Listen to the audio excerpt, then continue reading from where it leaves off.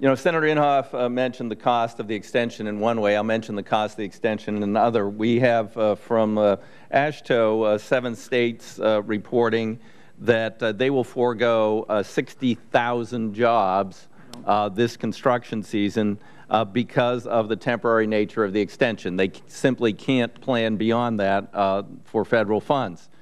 So if we can successfully conclude this conference quickly, then we can look forward to not only restoring jobs in those 7 states. I'm certain the numbers, if added up for all the states, would be at least 100,000 jobs foregone. They aren't just construction jobs. Remember, with Buy America provisions, the steel, it's manufacturing. With transit vehicles, it's all the parts and things that go into the transit vehicles. These are some very sophisticated jobs. These are jobs we need not only in construction, which is devastated, but in manufacturing and other areas. So I have some sense of urgency about passing this legislation. The legislation, as reported by the Senate, also has funding for secure rural schools, which is critical in my part of the world and critical across the United States for many counties and states that have significant federal land holdings. And then the Harbor Maintenance Trust Fund.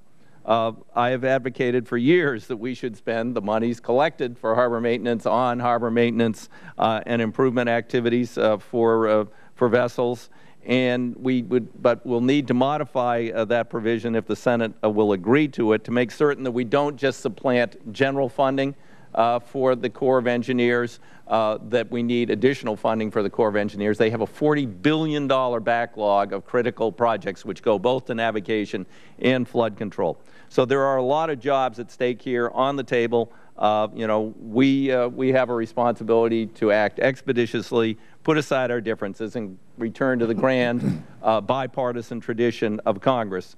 Transportation has always been bipartisan, always been a high national priority, starting with George Washington, Abraham Lincoln, with Dwight David Eisenhower, and Ronald Reagan as relates to transit. And I hope we can deliver on that. Thank you, Madam Chair. Thank you.